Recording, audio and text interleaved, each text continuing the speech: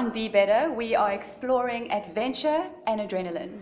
To tell us a little bit more about that is Mike Glover of Red Cherry Adventures. Welcome, Mike. Yeah, thanks a lot. So tell us about Red Cherry Adventures to start off with. Yeah, it's cool. We've been going 18 years. It's an adventure province we live in. So we really do some fun stuff, mostly mountain biking, motorcycling. So our big motorbiking event is a thing called Sea to Ski, which runs from Mazeppa Bay to Tiffindale Ski Resort, extreme enduro. We've got our wonderful brand called Weekend Warriors now, which is really father and sons, dads and lads, just doing wonderful mountain bike trail running and enduro as well. And then, we've got an event called Midnight Express, starting the state level at midnight, going through the Karoo, finishing Potensi. And then, our flagship, I suppose, is Prudential PE Plett, which is one coming up in February next year. That one is actually something I'd like to speak more of. I know there's been some exciting movement in that with that particular race. When does it start? Yeah, it starts on the 7th in Woodridge, and we sort of head all the way up, keeping our sea on the left, all the way through up until we get to Plettenberg Bay 4 days later. Okay. And it's the most diverse mountain bike race in South Africa. It's a boutique race of 200 riders, all teams. We've just got international status now, which is fantastic. So it means that international competitors can come over and compete in the race and get points. Fantastic. Okay, all right. And Prudential is really a great new partner we got on board.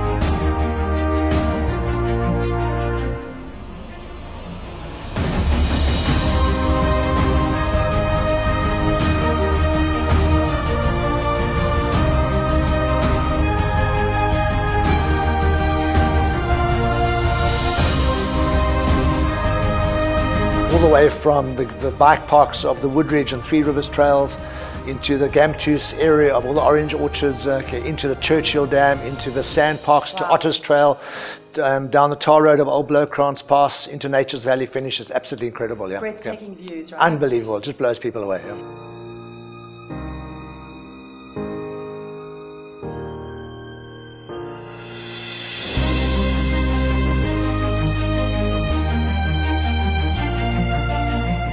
Would you say that this attracts tourism to the region? I think it's a showcase for tourism. So I think, as much as you've got 200 riders over there, I think the amount of exposure we've got running on Supersport, running on our digital platforms, on Monday all overseas, running in Europe as well, it just says, wow, guys, I actually want to go and be part of that. And I think that you can extend it into game parks, into various other activities. You can go and do the Big Five, the Blackwater tubing in Storms River, all that other stuff after the race. Yeah. Brings great awareness to what we have to offer you. And we have, we've got a wonderful gem here. It really is incredible. And tell me, for anyone that's wanting to still enter this, when does the entry shut down? Yeah, so events in February, we're really doing very well with entries now at the moment. So we expect entries to sell out by the end of November. So 1st of December, we're going to shut the shop because we've got First Descent as a partner. So we need to get all the clothing size sorted out. So anybody entering after that is going to lose out. But it's a great goodie bag. Okay. And we've got chill zones, free beer and wine. It's just, free beer, wine. Did you get that? Free beer and wine. You've got your daily massages as well. So they're all spoiled, mink and manure stuff. Wow. I'm not a mountain biker, but I'm actually feeling like I want to enter this now. Yeah. So, well, Mark, thank you so much for chatting with us, and I'm sure you're going to get some more entries off this. Thank you very much. That's great. I appreciate it. You guys are doing great work. Thanks. Time to catch up with our correspondents in France who have recently covered the Paris Motor Show. Thank you for watching Be Better. We'll be back next week, same time, same place.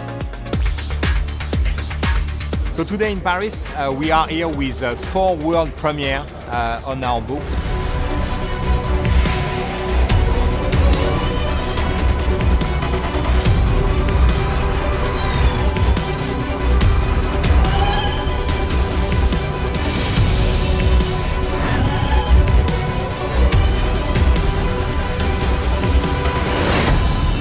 Our vision of what the high-end automobile will be in 2035.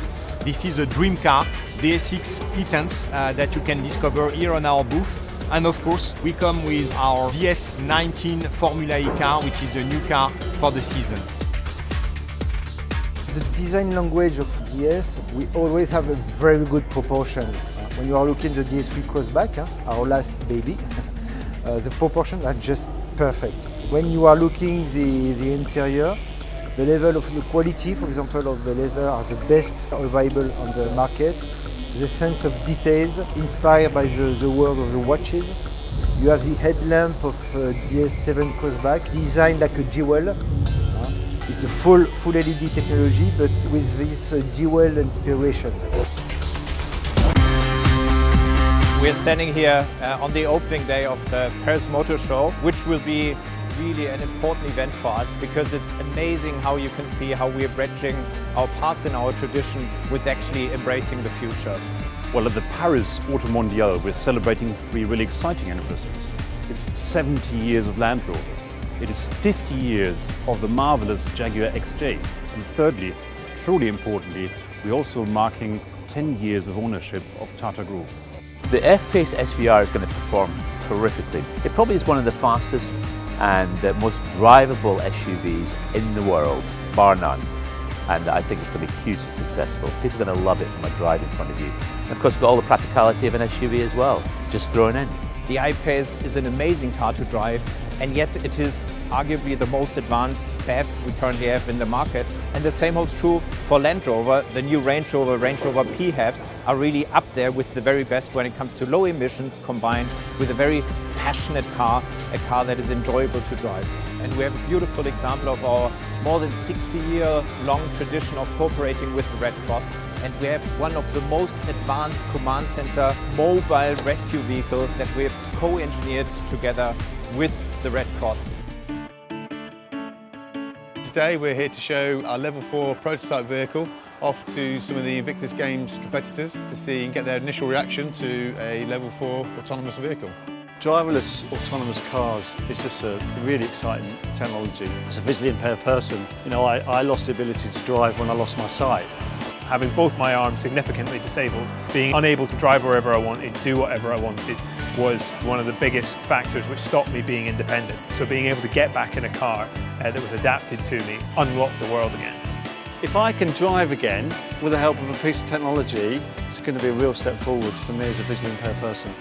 Last year, August, I was medically discharged from the military for my back, and it was a very daunting time. Jaguar Land Rover, they've really supported me, and if I have struggles, there is stuff put in place to help me, so it's been amazing.